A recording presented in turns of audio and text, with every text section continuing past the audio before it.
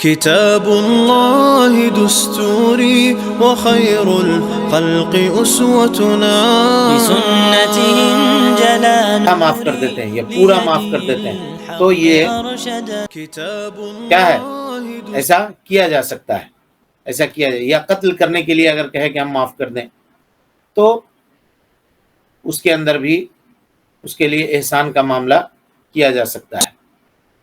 لہذا اس سے یہ پتہ چلا کہ قاتل ہونے کے باوجود بھی اللہ رب العالمین نے اس کو کہا کہ یہ تمہارے بھائی ہیں۔ فمن عفی من اخیہ شیء فاتباع بالمعروف فمن عفی له من اخیہ شیء فاتباع بالمعروف واداء الیہ بإحسان۔ معلوم ہوا کہ قتل کے باوجود بھی قاتل مسلمان ہے اور مقتول کے وارثوں کا دینی اور ایمانی بھائی ہے۔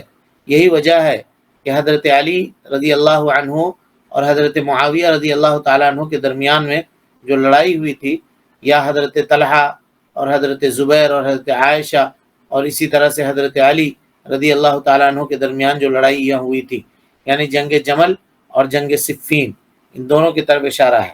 جنگ جمل یہ حضرت ام المومنین حضرت عائشہ صدیقہ رضی اللہ عنہ، حضرت طلحہ حضرت زبیر رضی اللہ عنہم ایک طرف تھے اور حضرت علی رضی اللہ تعالیٰ عنہ ایک طرف تھے۔ یہ لڑائی ہوئی تھی جس کو جنگ جمل کہا جاتا ہے۔ اور ایک لڑائی ہے جس میں اور دوسرے طرف حضرت معاویہ ابن ابی سفیان رضی اللہ عنہما تھے۔ اس لڑائی کو کیا کہا جاتا ہے؟ اس کو کہا جاتا ہے جنگ صفین۔ یہ دونوں لڑائیاں مسلمانوں کے درمیان ہوئی اور صحابہ کرام رضوان اللہ علیہم اجمعین کے درمیان ہوئی۔ باوجود اس کے صحابہ کرام رضوان اللہ علیہم اجمعین نے دونوں گروہوں میں سے کسی کو قیدی نہیں بنایا، ان کی عورتوں کو باندی یا لونڈی نہیں بنایا۔ کیوں نہیں بنایا؟ کیونکہ باوجود اس کے کہ قتال کا معاملہ تھا، انہوں نے ان کو کافر نہیں سمجھا، ان کے مال کو مال غنیمت نہیں بنایا۔ ایک دوسرے کو اگر کافر قرار دیتے وہ، تو ایسی صورت میں جو گروہ جیت جاتا وہ ہارنے والے لوگوں کو غلام بناتا، جیسا کہ مسیلمہ کذاب کے پیروکاروں سے جب مسلمانوں نے لڑائی کی تو مسیلمہ کذاب کے طرف سے جو لوگ تھے ان کی عورتوں کو لونڈی اور غلام بنایا، کیونکہ یہ کذاب جو ہے مسیلمہ یہ نبوت کا دعویٰ کرنے والا تھا، اس کو کافر سمجھتے تھے۔ تو اس کے ساتھ جب لڑائی کی تو اس کے فوج کو، اس کے مال کو اور ان کی عورتوں کو غلام اور لونڈی بنایا ہے لوگوں نے۔ لیکن جب آپس میں ان کی لڑائی ہوئی تو پتہ یہ چلا کہ خوارج کے لیے اس حدیث کے اندر کوئی دلیل نہیں ہے۔ مرتکب کبیرہ اگر توبہ کرتا ہے تو اللہ رب العالمین اس کو معاف کر دے گا، اور اگر توبہ نہیں کرتا ہے، بغیر توبہ کے مر گیا، تو ایسی صورت میں وہ اللہ کے مشیت کے اوپر، اللہ رب العالمین کی چاہت کے اوپر مرا ہے۔ اگر رب العالمین چاہے گا اس کو عذاب دینا تو دے گا، اور چاہے گا اس کو معاف کر دینا تو اللہ تعالیٰ اس کو معاف کر دے گا۔ لیکن شرک ایک ایسا گناہ ہے کہ اگر کوئی آدمی شرک کے اوپر مر جائے بغیر توبہ کیے ہوئے تو اللہ تعالیٰ اس کی کبھی بھی مغفرت نہیں کرے گا، کبھی بھی اس کی مغفرت نہیں کرے گا۔ تو یہ جو آیتیں آپ کے سامنے پڑھی گئی اور صحابہ کرام رضوان اللہ علیہم اجمعین کے عمل کی دلیل آپ کے سامنے پیش کی گئی، تو ان تمام باتوں سے یہ بات ثابت ہوتی ہے کہ حدیث کے اندر مسلمانوں کے باہم لڑائی کو اللہ کے نبی صلی اللہ علیہ وسلم نے جو کفر سے تعبیر کیا ہے، یہاں پہ کفر سے مراد حقیقی کفر نہیں ہے، یہاں حقیقی کفر مراد نہیں ہے، وہ کفر مراد نہیں ہے جو ملت اسلام سے انسان کو خارج کر دیتی ہے، بلکہ یہ کفر دون کفرین ہے۔ کفر کی دو قسم ہم بار بار کہہ چکے ہیں، کفر اکبر اور کفر اصغر۔ یہ کفر اصغر ہے، کفر اکبر نہیں ہے۔ کفر اصغر کا کرنے والا دائرہ اسلام سے خارج نہیں ہوتا ہے۔ اور اسی طرح سے رسول اللہ صلی اللہ علیہ وسلم کے زمانہ میں کئی صحابہ سے قتل، اسی طرح سے بدکاری یعنی زناکاری، چوری، بہتان، شراب نوشی اور دوسرے گناہوں کا صدور ہوا۔ کچھ صحابہ کرام رضوان اللہ علیہم اجمعین سے یہ گناہ ہوئے، آپ نے ان پر اللہ کی مقرر کردہ حدیں تو نافذ کی حدوں کو آپ نے نافذ کیا، یعنی قتل کا جو حد تھا اس کو نافذ کیا، اسی طرح سے بدکاری کی جو حد ہے اس کو نافذ کی گئی، سنگسار کیا، چوری کرنے والے کا ہاتھ کاٹا، بہتان تراشی کرنے والے کو کوڑے لگائے 80 کوڑے، شراب پینے والے کو کھجور کی چھڑیوں سے، جوتوں سے اور دوسرے چیزوں سے پٹائی کی، ہاں لاٹھی ڈنڈے سے اس کو مارا پیٹا، یہ ساری چیزیں کبیرہ گناہ کے اندر آتی ہیں۔ نبی صلی اللہ علیہ وسلم کے زمانے میں بھی ان کا صدور ہوا اور اللہ کے نبی صلی اللہ علیہ وسلم نے حد بھی ان کے اوپر نافذ کی، مگر کسی کو آپ نے کافر نہیں کہا، کسی کو کافر نہیں کہا، اور نہ ملت اسلام سے خارج قرار دیا، نہ ہی کسی کو مرتد قرار دے کر اس پر ارتداد کی حد لگائی، نہیں، کسی کے اوپر بھی ایسا نہیں کیا کہ چلو تم نے کبیرہ گناہ کا ارتکاب کیا ہے تو تم کافر ہو گئے۔ اور یہ آج جب خوارج کیا کہتے ہیں، خوارج کہتے ہیں کہ اگر اسلام لانے کے بعد آدمی ایک کبیرہ گناہ کا بھی ارتکاب کرے تو کافر ہو گیا۔ ہاں کہتے ہیں کہ اب ایسے داڑھی چھو کر دیکھتے ہیں، کہ آپ داڑھی کاٹتے ہیں کیا؟ ہاں داڑھی کاٹنا کبیرہ گناہ، آپ کافر۔ اس طرح سے کفر کی دکان کھولے ہوئے ہیں، جس کو چاہا جب چاہا جہاں چاہا کفر کا لیبل چسپا کر دیا، لگا دیا اس کے اوپر۔ تو یہ معاملہ نہیں ہے۔ نبی صلی اللہ علیہ وسلم نے فرمایا الکفر یعود الی قائلہ، کوئی آدمی اگر کسی کو کافر کہتا ہے تو یہ کفر اس کے طرف لوٹ کر آتا ہے۔ اگر وہ آدمی کافر ہے تو ٹھیک ہے، اور اگر نہیں ہے تو کہنے والا کافر ہوگا، کہنے والا کافر ہوگا۔ لہذا اس سلسلے میں آدمی کو اجتناب کرنا چاہیے۔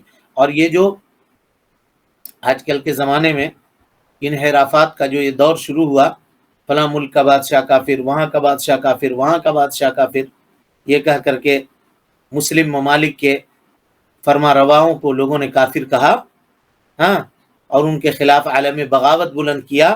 یہ ساری چیزیں ان نصوص کو نہ سمجھنے کی وجہ سے ہیں، ان نصوص کو نہ سمجھنے کی وجہ سے ہے۔ وہ احادیث اور وہ آیت جو نازل ہوئی تھی کفار کے بارے میں، اس کو ان لوگوں نے مومنین کے اوپر فٹ کر دیا، مومنین کے اوپر فٹ کر دیا۔ لہذا کبھی پھر موقع ملا تو ان کے خوارج کے عقائد اور ان کے نظریات کے تعلق سے آپ کے سامنے گفتگو کی جائے گی۔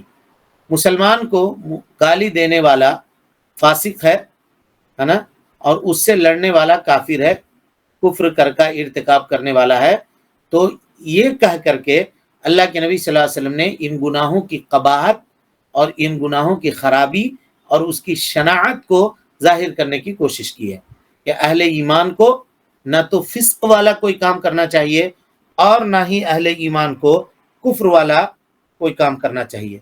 ان کاموں میں سے کسی کام کا ارتکاب بھی اہل ایمان کو نہیں کرنا چاہیے۔ اہل ایمان کے لیے یہ مناسب نہیں ہے، ان کو زیب نہیں دیتا کہ وہ کسی کے ساتھ اس طرح کا معاملہ کریں جس کی بنیاد فسق و فجور کے اوپر ہو یا جس کی بنیاد کفر کے اوپر ہو۔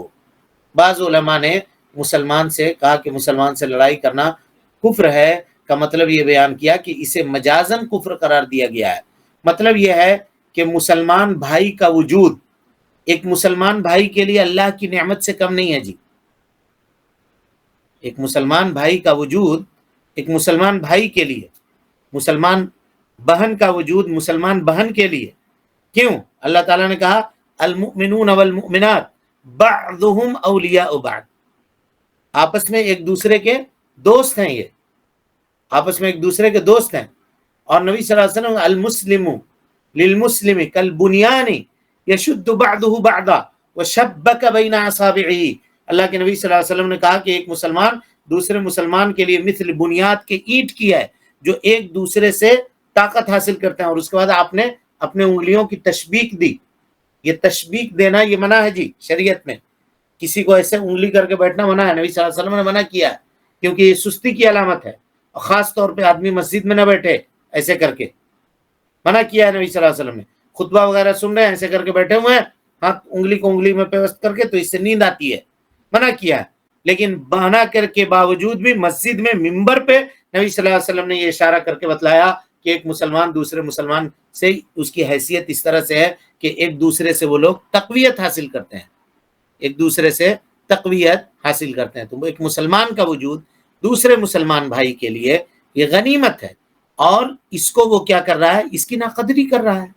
اگر اس کے ساتھ لڑائی کر رہا ہے، اس کے ساتھ جھگڑا کر رہا ہے، گالی گلوچ کر رہا ہے، اس کی عزت کو پامال کر رہا ہے، تو گویا وہ آدمی مسلمان شخص کے عزت کی ناقدری کر رہا ہے، اور اللہ رب العالمین کی اس نعمت کی ناقدری کر رہا ہے جو مسلمان بھائی کی شکل میں اللہ تعالیٰ نے اس کو عطا کی ہے، مسلمان بھائی کی شکل میں اللہ رب العالمین نے عطا کی ہے۔ اور اسی طرح سے بعض لوگوں نے یہ توجیہ بیان کی کہ اگر انسان گناہ کرتا ہے تو ہر گناہ کے بدلے میں اس کے دل میں ایک کالا نقطہ پڑتا ہے، یہاں تک کہ وہ نقطہ پڑھتے پڑھتے پڑھتے پڑھتے اس کا دل پورے طور پہ سیاہ اور کالا ہو جاتا ہے، تو پھر حلال و حرام کی تمیز، اچھے اور برے کی تمیز اس کے دل کے اندر باقی نہیں رہتی، اور بسا اوقات وہ آدمی زنگ لگ جانے کی وجہ سے، دل کے اندر ایمان کی لو مدھم پڑ جانے یا کم ہو جانے کی وجہ سے کفر کے درجے تک پہنچ جاتا ہے۔ اعاذنا اللہ و ایاکم، اللہ رب العالمین ہم سب کو ان چیزوں سے محفوظ رکھے اور بچا کر کے رکھے، آمین یا رب العالمین۔ چلیے اس کے بعد کی روایت پڑھیے، بسم اللہ۔ الحمد للہ وحدہ والصلاة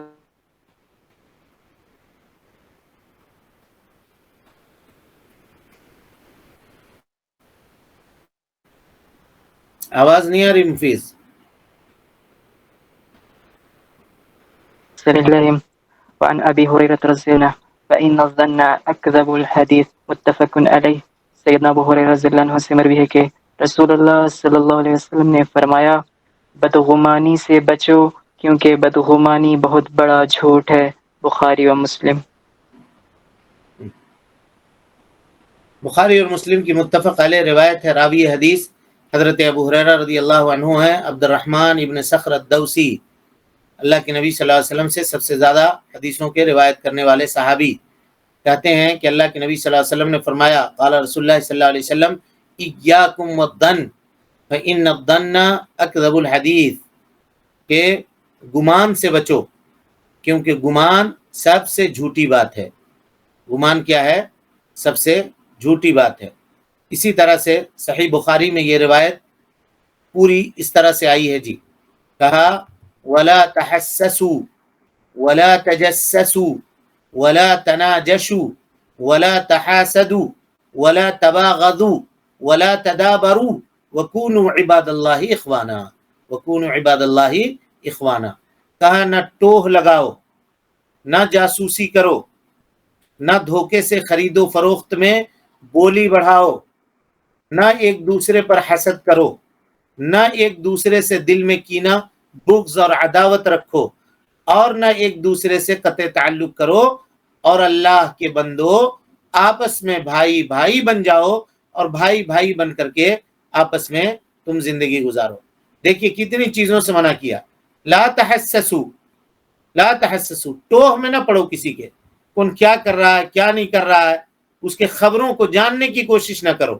آج کل کیا کر رہا ہے، کیا چل رہا ہے، یہ لوگ جانتے ہیں، ایک دوسرے کے بارے میں آدمی جاننے کی کوشش کرتا ہے، تجسس کرتا ہے اس کے بارے میں، کہاں ہے ذرا پتہ لگاؤ، آدمی اس کے پیچھے لگاتا ہے، اس کی جاسوسی کرتا ہے، آج کل کہاں جا رہا ہے، کس سے بات کر رہا ہے، کن لوگوں سے اس کا اٹھنا بیٹھنا ہے، کون لوگ ہیں جو اس کے ساتھ ہیں، کون اس کا سپورٹ کر رہا ہے، کون اس کا نہیں کر رہا ہے، یہ چیزیں پتہ لگاتا ہے۔ اسی طرح سے کہا ولا تناجشوا، تناجشوا مانے دشمنی کرتے ہوئے بھاؤ بڑھا دینا کسی سے۔ مثال کے طور پہ کہیں کوئی سامان فروخت کی جا رہی ہے، گئے، اور ابھی ان دنوں میں ہم لوگوں کے معاشرے میں یہ بہت ہوتا ہے جی، لوگ ابھی جانور بکری وغیرہ لے کر کے آئیں گے بازار میں بیچنے کے لیے، تو کچھ لوگ ہوتے ہیں ایک دو اس طرح سے، دیکھا کہ ہم اگر نہ لے سکے تو اس کو بھی نہ لینے دیں گے، وہ جائیں گے اور آپ بھاؤ تاؤ کر رہے ہیں، اسی درمیان میں وہ جا کر کے کہہ دے گا کہ اس کی قیمت اتنی ہے، وہ سامان ہے 15,000 کی مثال کے طور پر، تو یہ اس کو کہہ کر کے آ جائے گا کہ ہم 17,000 دیں گے، کہہ کے کھسک جائے گا وہاں سے، رکے گا نہیں، رکے گا نہیں۔ اب وہ بیچارہ جو دیہاتی آیا ہے جانور لے کر کے، وہ اسی کو پکڑ لے گا، کہے گا ایک آدمی تو ہم کو 17 دے رہا تھا، آپ 15 بول رہے ہیں، 17 والے کو ہم نہیں دیا ہے، 15 والے کو ہم کیسے دیں گے؟ صبح سے لے کر کے شام تک وہ لے کے بیٹھا رہے گا نہ جانور، لیکن نہیں بیچ سکتا، اس کا بھی نقصان ہوا، نہ خود لیا اور نہ دوسرے کو لینے دیا۔ کچھ لوگ ایسے ہوتے ہیں ہر مارکیٹ میں، یہ آنکھوں دیکھا تجربے کی بات بتا رہا ہوں آپ کو، ایسا کرتے ہیں عام طور پہ۔ آپ نے بات چیت کر لی ہے، ایک سودا کر لیا ہے، طے کر لیا ہے معاملے کا، ہم لیں گے، ٹھیک ہے، سامنے والا آیا اور آنے کے بعد کہا کہ کتنا دے رہا ہے، اتنا دے رہا ہے، ہم سے کہتے تو ہم اس سے زیادہ دلوا دیتے آپ کو۔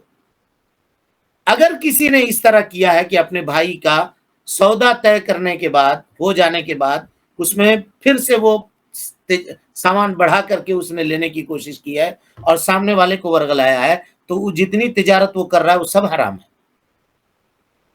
سب حرام ہو، جائز نہیں ہے، کیونکہ وہ بے ہی نہیں جائز ہوا، بے ہی نہیں جائز ہوا۔ اسی طرح سے پتہ چل رہا ہے، کہا کہ رشتہ کر رہے ہیں، کوئی کہاں رشتہ کر رہے ہیں؟ فلاں کے گھر میں کر رہے ہیں۔ اچھا وہاں کر رہے ہیں، ہم سے پوچھنا تھا آپ کو رشتہ کر رہے ہیں، بس اتنا کہا کہ چپ ہو جائے گا۔ ایسے لوگ بڑے شاطر ہوتے ہیں جی، بہت خبیث طبیعت لوگ ہوتے ہیں، نہ کہا کہ چپ ہو گیا، اس سے آگے نہیں کہے گا، وہ پھر اس کے طرف منہ بھی نہیں کرے گا۔ اب وہ سامنے والا سوچے گا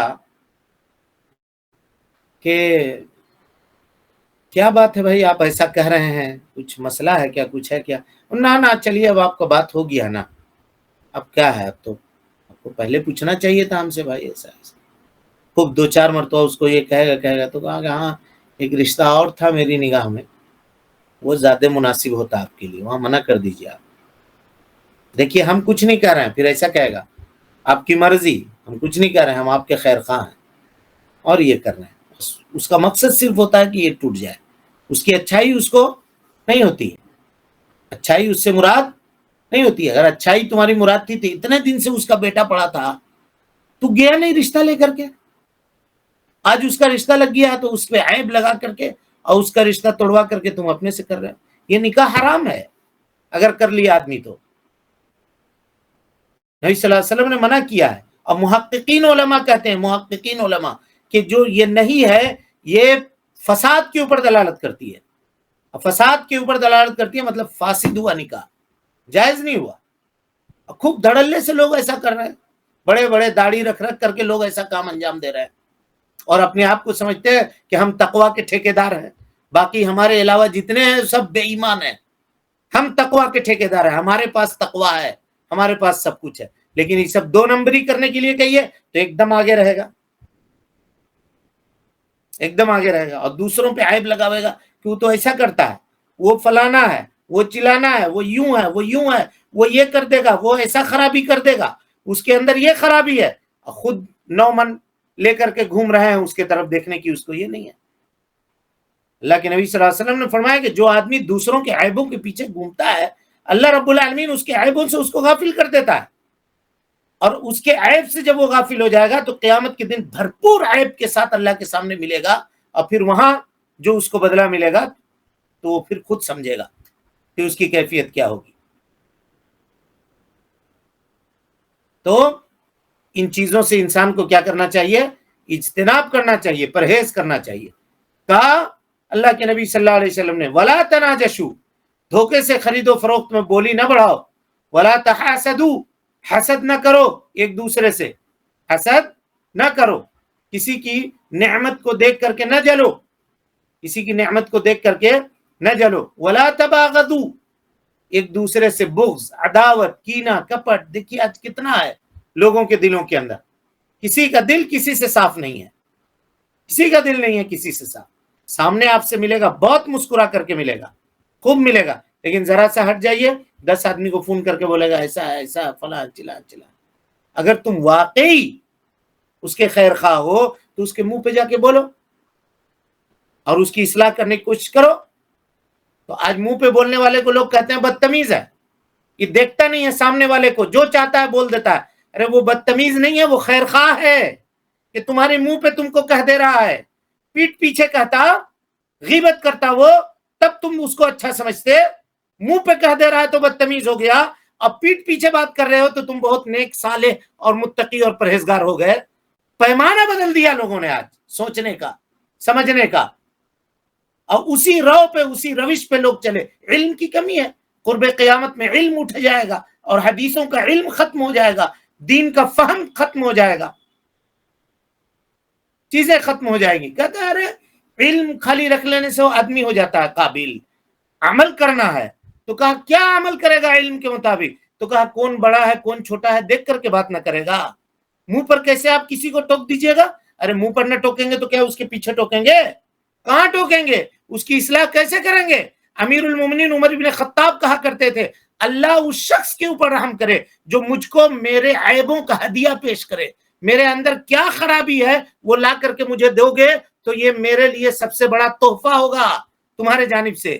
तुम अपना किरदार आईना करो। कोई आदमी अगर तुमको आईना दिखाता है, तुम आईना देखो उससे। लेबल लगा दिया बागी है, लेबल लगा दिया कि बदतमीज है, लेबल लगा दिया कि इससे बात करनी नहीं आती है, और उसको फैला दिया मुआशरे के अंदर। तो क्या ये तुम्हारे अखलाक की अलामत है? वो अगर वो वाकई बदतमीज है तो उसको लेके बैठो, उसकी बदतमीजी दूर करो, उसको समझाओ, खैर खाई करो उसके साथ। सब छल कपट, बुग़्ज़, अदावत, नफरत के ये सब जराए हैं जिनसे अल्लाह के नबी सल्लल्लाहु अलैहि वसल्लम ने एक मुसलमान को मना किया और रोका है। कहा वला तहासदू वला तबागदू वला तदाबरू, एक दूसरे से कीना कपट और कते ताल्लुक मत करो। तदाबुर किसको कहते हैं? किसको कहते हैं? आदमी है। चलो मुआशरे समाज में बहुत सारी बातें होती है, एक दूसरे से आई गई बातों को खत्म करो, और उसके बाद मिल रहा है, सलाम कर रहा है तो आप अकड़ के हैं, सलाम का जवाब तक नहीं देते हैं। हाँ, मुसाफा कर रहा है, मुसाफा के लिए हाथ बढ़ा रहा है तो इस तरह से 4 उंगली बढ़ाते हैं, ऐसा ऐसा करके मुसाफा करते हैं कि हाथ से हाथ तक भी ना मिले, सामने वाले को ज़हनी अजियत देते हैं। यह अखलाक की अलामत है। किसी के सलाम का जवाब न देना यह अखलाक की अलामत है। हाँ? अब लोग उसको समझते हैं कि अखलाक का पैमाना, अखलाक के बड़े आला मकाम के ऊपर फायज है इंसान, लोग इसको ये समझते हैं। वल्इयाज़ु बिल्लाह। काला तदाबरू, हो गया मामला, हो गया, अब छोड़ो, माफ करो, एक दूसरे से दिलों को मिलाओ। वकूनु इबादल्लाहि इख्वाना, सब अल्लाह के बंदे हो, एक हो जाओ, भाई भाई बन करके रहो। अब बुग़्ज़, अदावत, नफरत, दुश्मनी, बुग़्ज़, कीना, कपट सबको खत्म करो। अल्लाह के नबी सल्लल्लाहु अलैहि वसल्लम ने इस पूरी हदीस को जिक्र करने के बाद ये फिर बयान किया, कहा वह इय्याकुम वज़्ज़न, गुमान करने से बचो, जन करने से बचो। क्यों? फ़इन्न ज़न्न अकज़बुल हदीस, इसलिए कि गुमान करना ये सबसे झूठी बात है। कैसे झूठी बात है? अभी बात आपके सामने आ रही है। कुर्तुबी रहमहुल्लाह फरमाते हैं कि इस जगह जन से मुराद ऐसी तोहमत है जिसका कोई सबब न हो, जिसका कोई सबब न हो। मसलन एक आदमी के बदकार या शराबी होने का ख्याल आप दिल में जमा लेते हैं, हालांकि उससे ऐसी कोई बात सरजद नहीं हुई है। आपने एक उसके ताल्लुक से अपने दिल के अंदर एक फोबिया बना लिया, एक नजरिया कायम कर लिया कि फलां इस तरह से है, फलां इस तरह से है। जैसे किसी के बारे में आपने कह दिया कि इसकी तबीयत में बगावत है, आपने कह दिया ये तोड़ फोड़ करने वाला है, 2 टुकड़ा करने वाला है, कह दिया किसी के बारे में, इसकी तबीयत में ये चीज है। क्या है ये? कहां किया 2 टुकड़ा? बताओ, कब तोड़ फोड़ की बात कही? अगर इस्लाह करना ये तोड़ फोड़ है तो हर तबीब बागी है जो मरीज के पेट को चीर देता है, कभी कभी उसके दिल को चीर देता है। न चीरेगा तो सामने वाला मर जाएगा। इलाज के लिए नश्तर लगाना पड़ता है, नहीं लगाना पड़ता है? मरीज को तकलीफ देनी पड़ती है, नहीं देनी पड़ती है? जरूर देनी पड़ती है। अगर हड्डी का डॉक्टर ये कहेगा कि हम अगर हड्डियों की इस्लाह नहीं करेंगे, उसको बैठाएंगे नहीं इसलिए कि मरीज को तकलीफ होगी, तो क्या जिंदगी भर उसको लंगड़ा छोड़ दे? ये उसके लिए एहसान होगा? या थोड़ी तकलीफ दे करके उसकी हड्डियों को बैठा दे, ये उसके लिए एहसान होगा? क्या एहसान होगा? तो इन बातों को जानने और इनको समझने की जरूरत है। किसी के ताल्लुक से बिला सबब के, यानी कोई दलील आपके पास मौजूद नहीं है, कोई साबिका रिकॉर्ड उसका ऐसा नहीं है कि उसने ऐसा किया है, बस आपने एक नैरेटिव उसके ताल्लुक से बना लिया और समाज और सोसाइटी में उसको फैला दिया कि ये तोड़ करेगा, ये फोड़ करेगा, ये 2 टुकड़ा करेगा, ये 4 टुकड़ा करेगा, ये 5 टुकड़ा करेगा, और उसको बेच दिया, फैला दिया लोगों के दरमियान। और लोग भी हैं कि बगैर तहकीक के कहे हुए बात के ऊपर दौड़ पड़े। कहा कौवा कान लेकर के चल गया तो पहले देखो भाई, तहकीक करो, कान हमारा यहाँ है मौजूद कि नहीं है, कि कौवा के पीछे दौड़ना शुरू कर दिया। यह हालात है। बहरहाल, तो कुर्तुबी के मुताबिक जन कहते हैं ऐसी तोहमत को जिसका कोई सबब न हो, जिसका कोई सबब न हो, यानी किसी के बारे में यह कह देना कि फलां बदकार है, जबकि बदकारी की कोई अलामत उससे नहीं है। शराबी है, جبکہ کبھی اس سے یہ کام صادر نہیں ہوا، ایسا کہہ دینا، اور ایسا کر کے اس کے پیچھے جاسوسی کرنا، اس کے خبروں کو چھان بین کرنا، کہاں جاتا ہے، کہاں اٹھتا ہے، کہاں کھاتا ہے۔ ہر آدمی اپنے پرسنل لائف میں آزاد ہے، آپ کو اس میں دخل اندازی کرنے کی ذرہ برابر بھی اجازت شریعت نہیں دیتی ہے، ذرہ برابر نہیں دیتی ہے۔ آپ کو یہاں تک جاننے کی اجازت نہیں ہے دنیا میں کسی کو بھی کہ ہم کیا کماتے ہیں اور کیا کھاتے ہیں، نہیں جاننے کی اجازت۔ ہماری تنخواہ کتنی ہے کسی کو جاننے کی اجازت نہیں ہے، فلاں آدمی کتنا کماتا ہے کسی کو جاننے کی اجازت نہیں ہے۔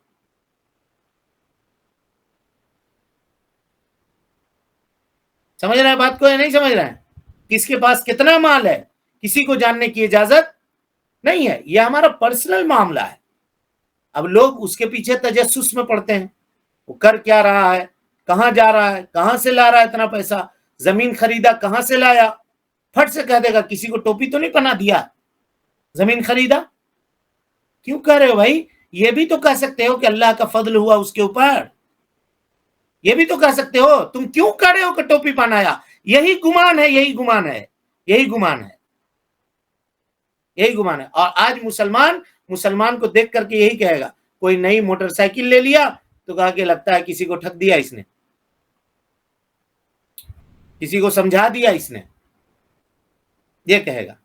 اخوت اور بھائی چارگی جب اس خطرناک حد تک پہنچ جائے، اس خطرناک حد تک پہنچ جائے تو میرے بھائیوں پھر اس سماج کا الامان والحفیظ، الامان والحفیظ۔ حدیث باقی ہے، انشاءاللہ آئندہ کے درس میں اس کی مزید وضاحت آپ کے سامنے کی جائے گی۔ رب العالمین سے دعا ہے کہ اللہ تعالی ہمیں اور آپ کو حسن عمل کی توفیق دے، ہم سب کی اصلاح فرمائے، نیکیوں کو قبول کرے، سیئات سے درگزر فرمائے، جب تک زندہ رکھے، دین اسلام پہ زندہ رکھے، اور جب اٹھائے ایمان پہ اٹھائے۔ آمین۔ اقول قولی ھذا واستغفر اللہ لی ولکم ولسائر المسلمین من کل ذنب وخطیئۃ فاستغفروہ انہ کان للأوابین غفورا۔ کوئی سوال ہے جی کسی کے پاس؟ ٹھیک ہے پھر السلام علیکم ورحمۃ اللہ وبرکاتہ۔ دستوري وخير الخلق أسوتنا بسنته جلا نوري لهدي الحق أرشدنا